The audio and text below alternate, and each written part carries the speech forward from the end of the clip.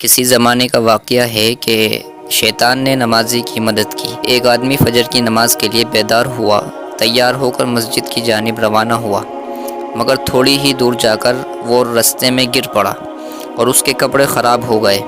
وہ اٹھا اور گھر واپس آ کر کپڑے بدلے اور دوبارہ مسجد کی جانب روانہ ہوا، لیکن وہ دوبارہ گر پڑا ٹھیک اسی جگہ پر، مگر وہ پھر اٹھا اور واپس جا کر پھر سے لباس تبدیل کر کے مسجد کی جانب چل پڑا۔ تیسری دفعہ اسے رستے میں ایک آدمی لالٹین پکڑے ملا۔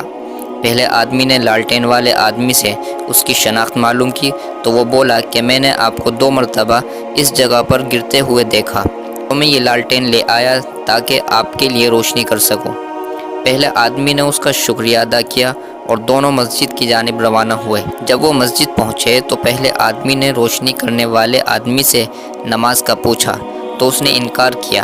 پہلے آدمی نے کئی دفعہ پوچھا مگر ہر بار لالٹین والے آدمی کا جواب انکار میں ملتا۔ آخر پہلے آدمی نے وجہ پوچھی کہ کیوں نہیں آ رہے ہو نماز کے لیے؟ تب وہ آدمی جواب میں کہنے لگا کہ میں شیطان ہوں۔ پہلا آدمی کافی حیران ہوا کہ آخر ایک شیطان میرے مسجد تک جانے کے لیے روشنی کر کے نیکی کا کام کیسے کر سکتا ہے؟ تب شیطان نے اس آدمی کو مخاطب کر کے بتایا کہ میں نے تمہیں مسجد کی طرف آتے دیکھا تو میں نے تمہیں گرایا، تم گھر گئے، خود کو صاف کیا اور پھر مسجد کی طرف روانہ ہوئے، تب اللہ تعالیٰ نے تمہارے سارے گناہ معاف فرما دیے، لیکن بالکل اسی جگہ پہنچ کر میں نے دوبارہ تمہیں گرایا، مگر وہ بھی تمہیں مسجد نہ جانے پر نہ ابھار سکا اور تم پھر تیار ہو کر مسجد کی جانب چل پڑے، اور اس کی وجہ سے رب تعالیٰ نے تمہارے اہل و عیال کے گناہ معاف فرما دیے۔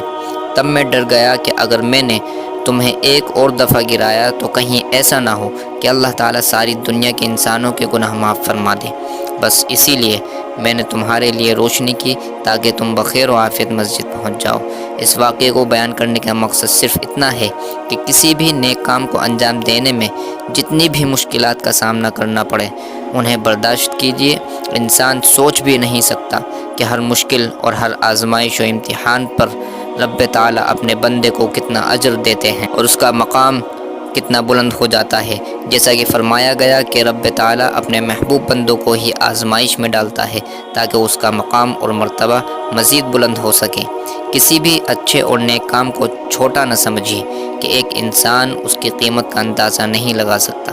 اللہ ہم سب کا حامی اور ناصر ہو۔